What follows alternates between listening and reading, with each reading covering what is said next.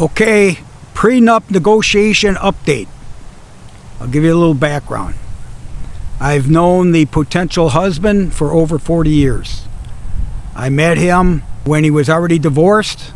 I was married at that time. Where are we now? He's never remarried.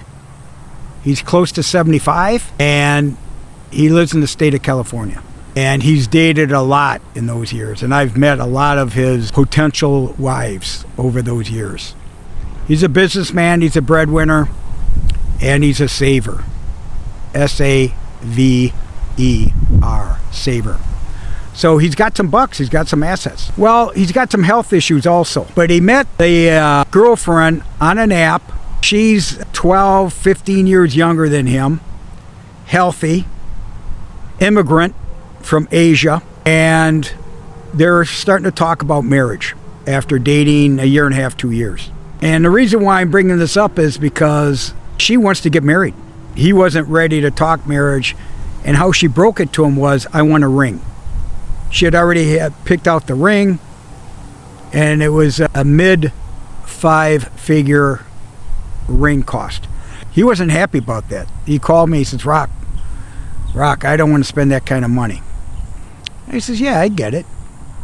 I don't know. I mean, before you start talking about marriage and a ring, why don't you, if you guys are going to get married, talk about the marriage first, and then I would recommend a prenup. And because he's got assets and she also has assets. However, she's got a child and she's an adult child and she doesn't have a career. He does. And he's still working at 75 plus.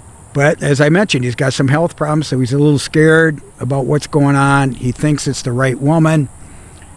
And I even asked him, I said, do you love her? He goes, yeah, I love her. Okay. So they took a trip to Europe this past summer, or past winter, and he continues to love her, which is good. But in the meantime, 8 weeks ago, she hired an attorney to start discussing a prenup. He went out and got a compromise on a ring, which is less than half the cost. But I guess it's sufficient to him, and he believes he should be able to pick out the ring, or at least get some tips and hints of what she's looking for. So she went out and got a prenup, an advisor, an attorney in California. And California rules are a lot different. However, he did not go out and get an attorney at this time. Why? Because it's a negotiation. Why should he hire an attorney until it's settled? So he met with the attorney and her a few times. It's been 8 weeks. So now that he's returned from the trip, his health is fine. And I asked him once again, do you love her? He goes, yeah, I love her. Okay, good. Where are you at on the prenup? He says, the prenup, we're going back and forth on it. It's still not going to meet her criteria. However, he's talking about a lump sum. And in California, this is why it's important for you breadwinners out there looking at a second marriage or beyond to look at the prenup state and the laws and the rules of a potential divorce after so many years, because that's how it's set up in Florida also. California's got 3 years, 7 years, and beyond of different negotiations. But you want to put all this in writing prior to the marriage. So the prenup isn't the focus anymore. It's basically the payout if there's a divorce. And how he's looking at it, he says, Rock, listen, I'll be 85 in 10 years. And that's when you get the big hit, is the 10-year mark. In Florida, I think it's the 12-year mark is when all bets are off. And he says, well, the most important thing that I know through my experience is make sure you get a family law attorney that's legitimate, that's licensed, and that everyone knows you have a prenup. Everyone. Not like me, where I kept it a secret, or I tried to keep it a secret because I was embarrassed I had to get a prenup. Okay? So he has no children. So I don't know where his assets are going to go, except I'm assuming within family upon his death. And of course, she's not family. However, there will be a lump sum payout no matter what year, if they're still together. If they divorce, and like you said, Rock, what's my chances to live in the 80s? You know, he's not sure. But anyway, I thought that was great information to understand that he realizes he's doing his due diligence of not only the state, getting to know his potential wife, going on a trip with her to understand each other, understanding the financial assets of both parties. This is what I call due diligence. The due diligence. Now, when you're younger and there's not much going on, you should still consider it before you get married. Here's why. I think you should talk about religion. I think you should talk about raising children. I think you should talk about money and finance. I think you should talk about politics, because politics have a lot to do with it, about your mindset, okay? Now, one thing we were talking about is, Rock, what are you doing now that you're single? I says, well, it's really helped my financial position. That was one of the reasons why I got divorced, is because I have Social Security, I have passive income, I have other interests, and my ex-wife for 12 years was costing me double of my lifestyle, because I would include her on everything: life insurance, long-term care. She was unemployed, she had no income. I would take trips all over the world, include her on all tickets, on all hotels, on all tours, and so on. And there was no give back. It was always take. And then once I started having some health issues and went to the hospital, she didn't show. And I thought, oh, fuck, she doesn't care. Or at the airport, she wouldn't pick me up at the airport after weeks of travel, on the job. I mean, foolish me. So now what I'm saying is, this is today. This is happening right now. So all you people that are thinking about a potential marriage, as I mentioned before in my videos, look at a due diligence, an investigation of the potential spouse, of their families, and the other thing is their criminal background. See if there's any criminal backgrounds.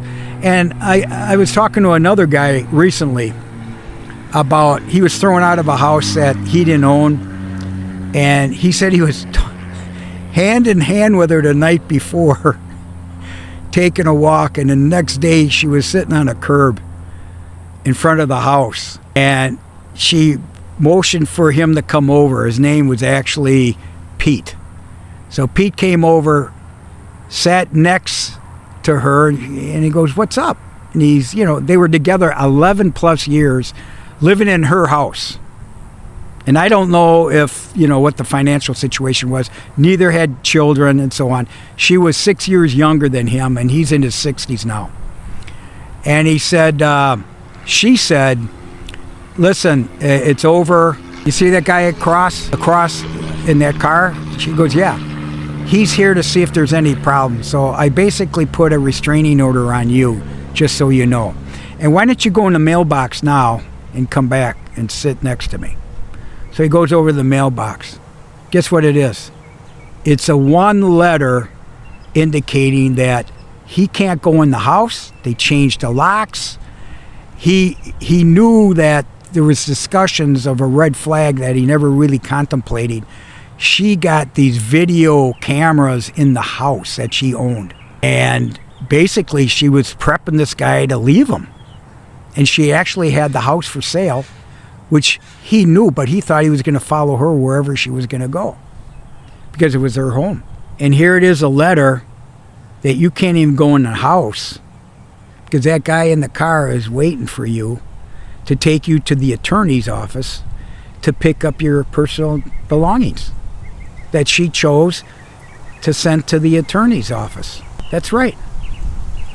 So he never had the chance to go in and get his personal shit, whatever that may be. I'm sure it's just necessities. And this is all this past year in 2024, 2025, he said.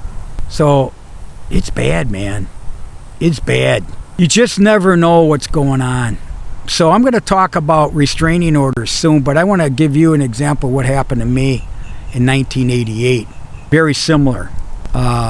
Once I got served, on top of it, my first wife served me at work, of all places, in front of all my employees. The shame, the guilt, it was terrible. It was terrible.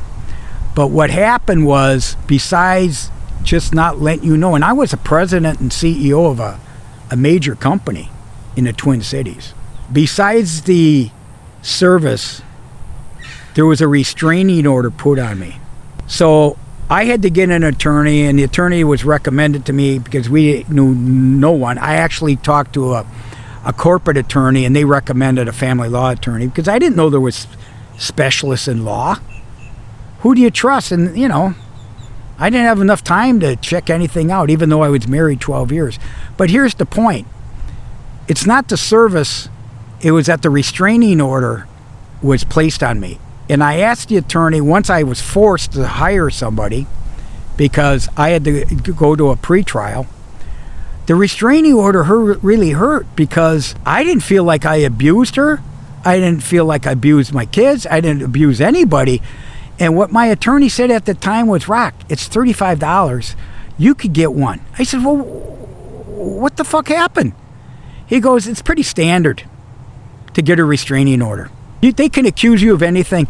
But here's the issue. A temporary restraining order, still you have to get removed from it. It's still going to be on your record years in advance. And people are going to question if it was legitimate.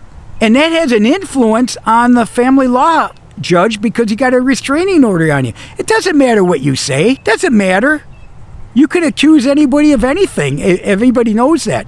But still, the fact is, it was $35. And it was enforceable. So what happened after that? Of course the locks were changed. Of course everything was changed. And you know where my fucking necessities went? My clothes and, suits for business and so on. They were placed in my parents' garage at 2, 3 in the morning when everybody was asleep. And in those days, you didn't lock the doors in the Twin Cities. So I know what a restraining order is. It's bullshit. It's a threat. It's a strategic tool to influence the process. And they make you look like you're a bad person. Restraining orders, it's just the way, it's dirty business. It's nasty business. And like I mentioned before, if you're unhappy, just tell the truth. But you know what? It's bad. It's like being accused of anything in life until guilty or unguilty or not guilty. It's just sad. But it's still on your record. And it's still in the back of your mind that I had a restraining order. Have I ever had a restraining order on the outside of that in my lifetime? I'm in my 70s. No. And now what I know, and I've been hearing other stories from my buddies about getting a restraining order placed on them for no good justified reason. It's the worst, man, because you're considered a fucking criminal. And it's $35, and it's just a one-page form.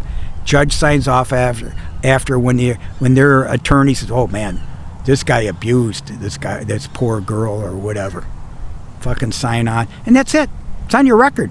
It's on your record for life. And believe me, it will come back. It will come back. And it is a tool to hurt you for visitation. It'll hurt you for payment. It'll hurt you for everything. And there's the victim for $35. It's so fucking terrible.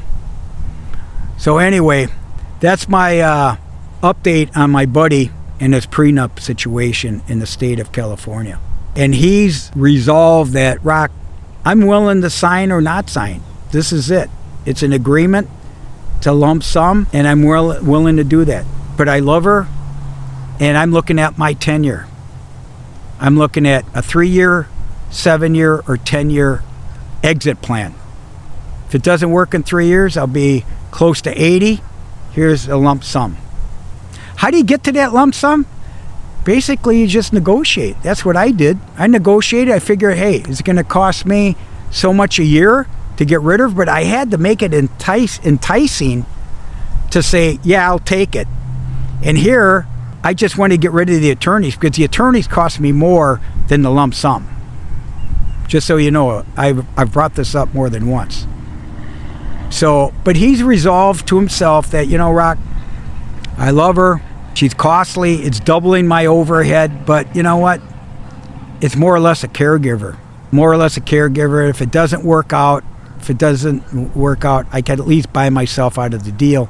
And if it's documented, which is the important thing, it's documented. And let it be known. Let it be known that we have this agreement. And I would suspect that, like in my case, I have an estate plan, so I put it in there. I put it in there, a satisfaction letter of some sort, or if I get divorced, when I get divorced, here's the MSA, the marriage settlement agreement, MSA. And once I satisfied that, I got to get a form that says a declaration of satisfaction. So after my death, my kids know, my attorneys know that, hey, she's been paid in full. She can't come back for any more money. So I hope this is helpful, man. I hope it's helpful. So whether you're thinking about a divorce or there's a domestic issue, go get a fucking restraining order. That's the advantage. The restraining order is an advantage. Now, they're going to go out and reply to that, but get legal counsel. And do not text, do not send an email, do not get angry and send something to your ex-wife, because that'll be used against you for whatever. The best thing to do is that's when you get an attorney to say, listen, I got a restraining order. What's my next move? And you're going to say, well, let's get another one. An eye for an eye, and then you both got them, and guess what? The judge will say, okay, that's an even deal. Somebody's lying, you know? And that's the bottom line. Don't be abusive, you know? And if they're unhappy, that's when you say, okay, I might as well file.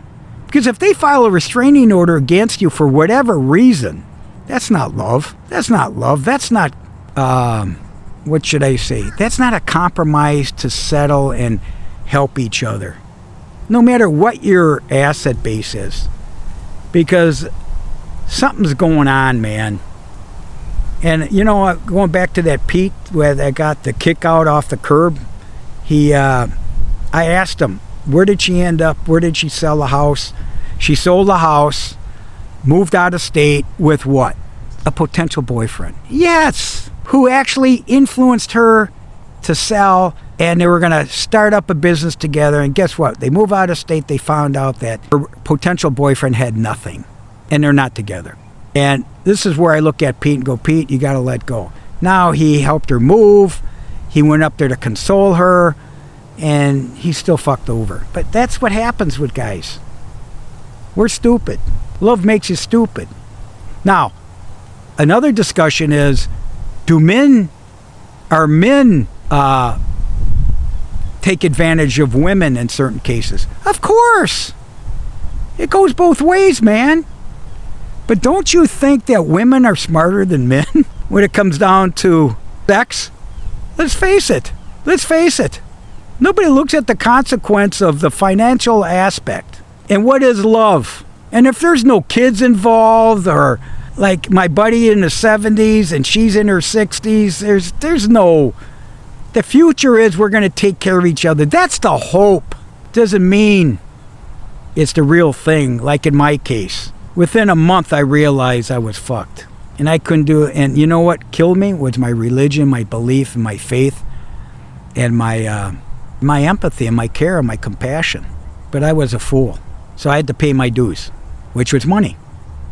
And that's why I'm saying at my age, when I was raised, it was faith, family, food, because we had to have food on the table, okay? And that was the family business. And then we got into finance. Well, today, what's the emphasis? Is it raising kids?